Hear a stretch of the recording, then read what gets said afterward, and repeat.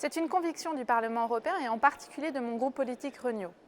Les citoyens européens doivent avoir accès à des aliments sûrs et sains qui répondent aux normes les plus élevées. Pour être à la hauteur de cet objectif, l'Europe s'est dotée d'une stratégie ambitieuse et d'outils qui fonctionnent.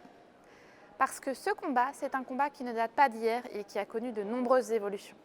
De la toute première PAC, qui a introduit la notion de sécurité alimentaire, à la nouvelle stratégie qu'on appelle de la ferme à la fourchette, l'Europe a su adapter ses politiques pour protéger toujours mieux ses producteurs et ses consommateurs.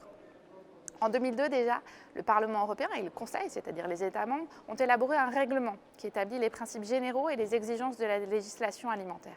Près de 80 décisions législatives ont été prises. Parmi elles, la création de l'Autorité européenne de sécurité des aliments qu'on appelle l'EFSA. L'EFSA, elle a un rôle de suivi, de surveillance des filières alimentaires et d'information des consommateurs.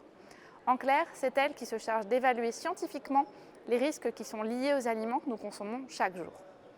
Mais que se passe-t-il quand un risque est mis en lumière? C'est là que le Parlement européen et les eurodéputés entrent en jeu. Parce qu'en tant que représentants des citoyens, nous avons évidemment notre rôle à jouer dans la sécurité alimentaire et la protection des consommateurs.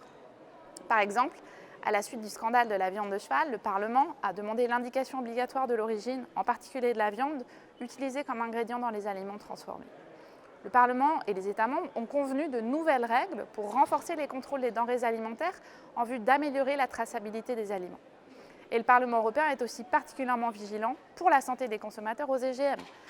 Il examine les projets de proposition d'autorisation ou de renouvellement de l'autorisation de nouvelles plantes génétiquement modifiées, comme le maïs ou les graines de soja, et s'y oppose régulièrement.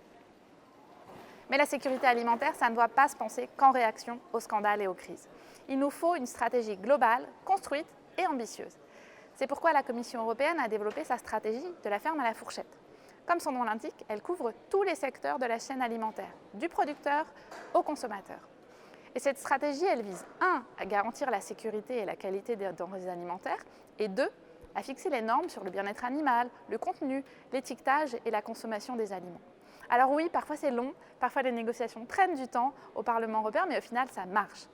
La preuve, l'Union européenne possède les normes de sécurité alimentaire les plus élevées au monde. Et cette stratégie de la ferme à la fourchette continue d'évoluer.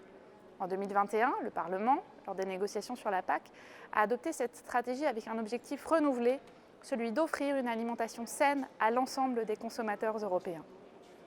Alors bien sûr, le chemin est encore long et il reste tant à faire. C'est pour cela que le Parlement européen continue de veiller au grain, notamment dans le cadre des accords de libre-échange, comme celui sur le Mercosur ou avec le Canada. Parce que ces accords ont un impact direct sur notre sécurité alimentaire. Je ne donnerai qu'un exemple. Si en Europe, nourrir les animaux aux hormones est interdit, cette pratique continue dans d'autres pays. C'est pour cela que nous sommes intransigeants dans ces négociations pour que ces produits ne puissent pas être proposés à nos consommateurs. En clair, le libre-échange, oui, mais je dirais plutôt le juste échange, c'est-à-dire à nos conditions et pas au détriment de notre alimentation. Alors vous l'avez compris, la sécurité alimentaire est l'une de nos priorités. En se dotant d'un système d'alerte rapide pour les denrées alimentaires et d'une stratégie qui protège producteurs comme consommateurs, nous faisons tout pour être à la hauteur de ce grand challenge de notre siècle. Et vraiment, chère Nathalie, je voudrais te remercier de m'inviter à m'exprimer sur ce sujet extrêmement important parce que à Renaissance et à Renew Europe, nous comptons des eurodéputés spécialisés sur ces questions qui mènent un combat actif dans le cadre notamment des négociations sur la politique agricole commune pour protéger les animaux, les producteurs et les consommateurs. Parce que nous avons tous droit à une alimentation saine.